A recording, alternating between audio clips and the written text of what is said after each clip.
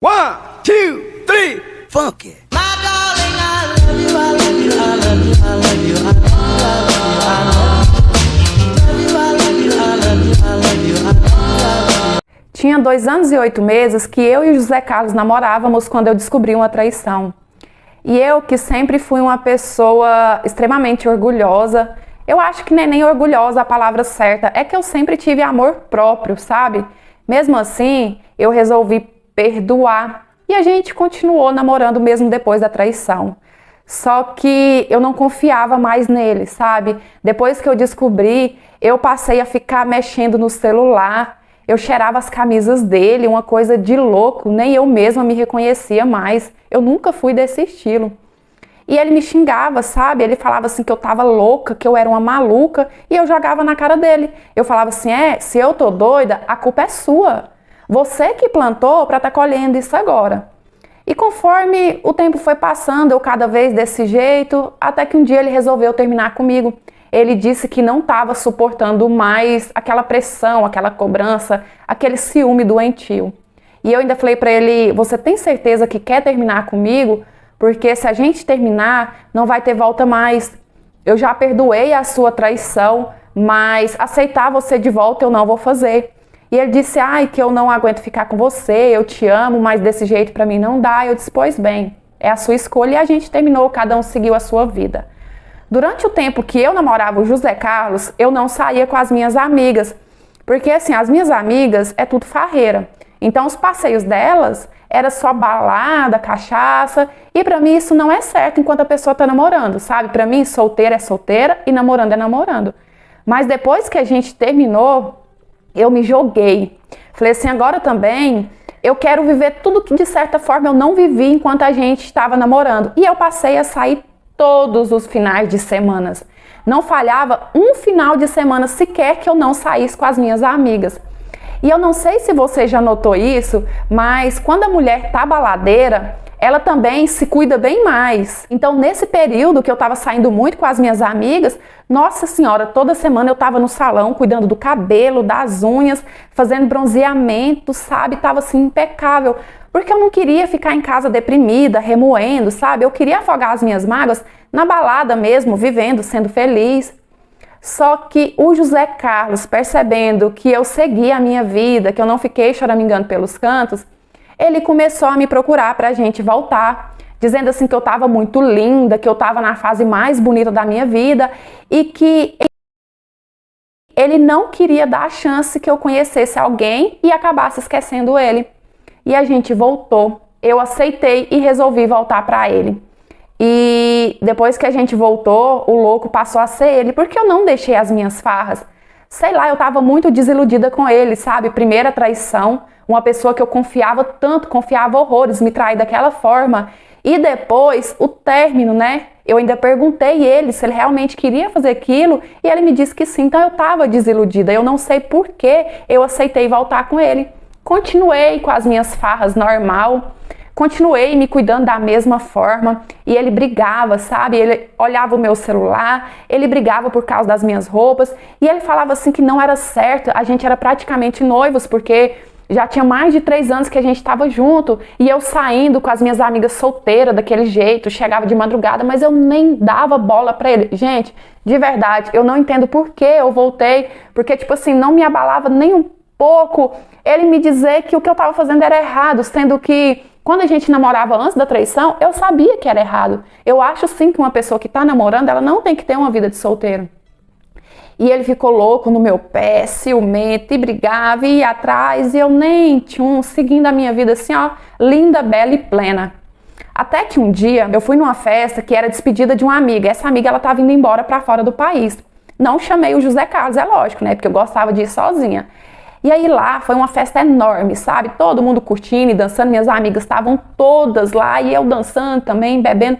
Só que, gente, por mais que isso não amenize o meu erro, eu ia para essas festas, eu saía, eu curtia mesmo, mas eu não traía ele, sabe? Porque aí já é uma questão de caráter e caráter é uma coisa que eu tenho de sobra, graças a Deus. Então eu tava bem de boa, dançando, curtindo, bebendo. Eu tava dançando com o irmão dessa menina que era dona da festa, da menina que a gente tava fazendo a despedida pra ela. quando de repente o José Carlos chega. E eu nem sei como que ele descobriu aquele endereço, porque eu não falei e ele não conhecia essa menina que estava indo embora. No que ele chegou, que ele viu eu dançando com aquele menino, ele ficou louco. Ele começou a fazer barraco, ele começou a xingar o menino que eu estava dançando, sendo que o José Carlos, ele sempre foi pacato, ele nunca foi de confusão, sabe? Eu nem reconhecia ele mais. E ele começou a gritar, a xingar esse menino que eu estava dançando. De repente, esse menino pegou o José Carlos e deu a maior surra, ele mais 2 amigos, porque o pessoal que estava ali era tudo amigos dele e da menina, né, irmã dele que estava indo embora. Então, quando eles viram que o José Carlos estava brigando com ele, entraram no meio e juntou 3 em cima dele. O José Carlos ficou muito machucado. Claro que eu me senti extremamente culpada vendo ele daquela forma, porque eu não deveria ter voltado para ele, sabe? O meu único erro no meio disso tudo foi voltar. Claro que ele também foi errado, porque ele não deveria ter chegado lá e começado a xingar, a ofender uma pessoa que ele nem conhecia e que a gente não estava fazendo nada, que a gente só estava dançando. Então, com essa minha história, eu quero te dizer que a partir do momento que você resolve perdoar, tem que ser de coração. Porque se você perdoar só da boca para fora, pode ter certeza que não vai dar certo. Hoje eu vejo que eu nunca perdoei e eu não sei por que eu resolvi voltar. Eu acho que era meio que uma dependência emocional, sabe?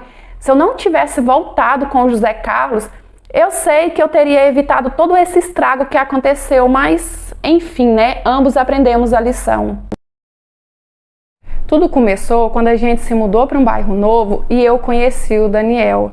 E, gente, eu nunca tinha me apaixonado antes, foi amor à primeira vista. Eu fiquei encantado, o Daniel sempre foi um menino maravilhoso. Acontece que naquela época eu tinha só 14 anos e os meus pais, eles ainda não me deixavam namorar. Nem tanto o meu pai, mas era a minha mãe. É que a minha mãe, ela engravidou de mim com 14 para 15 anos. Então, ela meio que usava isso de parâmetro para me educar, para poder me ensinar as coisas da vida, como ela sempre dizia. Ela falava assim: minha filha, eu comecei a namorar muito novinha, eu não tinha rédeas, logo eu engravidei. E depois que eu engravidei, olha o que aconteceu comigo. Tive que sair da escola, fui para a beira do fogão, fui para a beira do tanque, e bererê, e barará. E a minha mãe sempre falava essas coisas.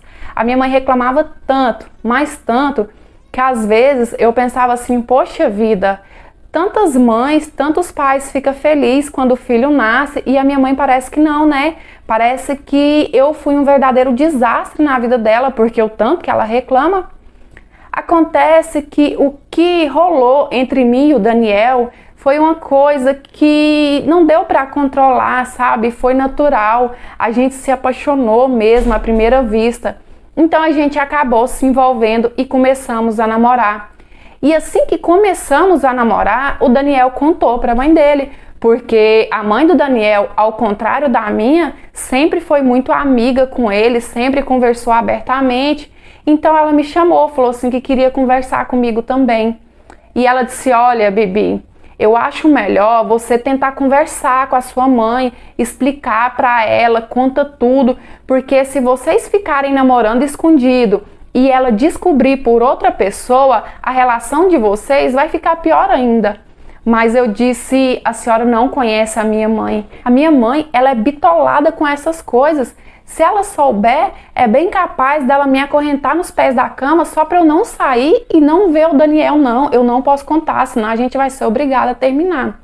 E a gente continuou namorando escondido, a mãe do Daniel sempre tentando, sabe? Sempre me aconselhando que eu deveria contar para minha mãe. Só que ficamos juntos por quase 1 ano. Foi até que eu completei meus 15 anos de idade. E o Daniel, como sempre foi uma pessoa madura para a idade dele, porque quando eu fiz 15, ele fez 16. Então ele era assim muito maduro para a idade dele. Ele disse: meu bem, você fez 15 anos agora, vamos conversar com a sua mãe, já é hora, você já tem idade para namorar. E eu vou, eu peço, eu me apresento, eu mostro para ela que eu não tenho mais intenções com você. Então assim, ele conversou comigo de uma forma que me deixou seguro para contar para minha mãe. E aí, né, eu fui e falei pra ela: mãe, eu tenho uma pessoa pra trazer aqui em casa pra poder conversar com a senhora. E eu levei o Daniel. O meu pai, ele recebeu o Daniel super bem, porque o meu pai, ele sempre foi mais tranquilo, sabe? Ele falou assim que por ele tudo bem, que eu já tava mesmo na idade de namorar, eu só tinha que ter responsabilidade, né? Só tinha que ter consciência dos meus atos e que ele gostou do Daniel. Já a minha mãe, ela foi super grossa, super sem educação com o Daniel. Ela começou a gritar com ele, falando assim que não, que ele era mentiroso, que todo rapaz, quando quer enrolar a menina, fala que é bom moço, fala que tem boas intenções, mas depois que engravidar ela, ele vai meter o pé e ela que vai sofrer. E aí a minha mãe começou com aquela ladainha dela: eu não quero que você passe as mesmas coisas que eu passei, eu não quero que você sofra tudo que eu sofri. E, gente, eu nunca tinha confrontado a minha mãe, eu nunca tinha desrespeitado ela, mas a forma que ela tratou o Daniel, a falta de educação, sendo que ele foi tão educado com ela, tão gentil, tão delicado, aquilo pra mim foi a gota d'água. Foi quando eu disse assim: mãe, a senhora me desculpa se eu desgracei a vida da senhora, se eu acabei com a sua vida depois que eu nasci, né? E ela já começou a ficar sem graça. Não, filha, não é assim também, deixa eu explicar. Eu falei: é assim sim. Todos os dias a senhora joga na minha cara o quanto a sua vida bagunçou depois que eu nasci, o quanto a senhora deixou de viver depois que eu nasci. Eu sinto muito, mãe, me perdoa, mas eu não sou a senhora. A minha história não é a mesma da senhora. E a minha mãe, ela ficou tão sem graça, que ela nem continuou debatendo, sabe? Ela meio que concordou, ela não falou nem que sim e nem que não. Depois disso, eu e o Daniel, a gente começamos não, porque a gente já estava namorando há quase um ano. Nós meio que nos assumimos, né, para todo mundo, para a família. Os meus pais já ficou ciente que a gente estava se namorando, o meu pai deixou, a mãe do Daniel sempre me adorou. Mas a minha mãe no começo, nossa, quando o Daniel ia em casa, a minha mãe ficava numa cara que dava pra ver na expressão dela o quanto ela estava contrariada com toda aquela situação, o quanto ela não queria que aquilo tivesse acontecendo. Só que hoje, tem 4 anos que eu e o Daniel estamos namorando. E hoje, quem olha a minha mãe e o Daniel pensa que ela é mãe dele. O tanto que eles têm uma relação de amizade bonita, os dois são tão grudados que às vezes eu brinco com ela, tudo brincadeira, sabe? Fala assim: mãe, tô com ciúme. Uai, a senhora agora trata o Daniel melhor do que a senhora me trata, mas tudo brincadeira, né? Eu amo a relação dos dois. O que eu quis passar para vocês com a minha história é que muitos pais têm esse problema de querer que o seu filho dê continuidade para a sua vida, né? De querer usar o seu filho para corrigir os erros do passado ou para realizar algum sonho que ele não tenha conseguido realizar. E isso é super errado, porque o seu filho, ele não é uma continuidade sua. O seu filho, ele é um ser humano, ele é uma vida nova, uma pessoa nova, que tem o direito de errar e aprender com os seus erros e que tem o direito também de escrever a sua própria história.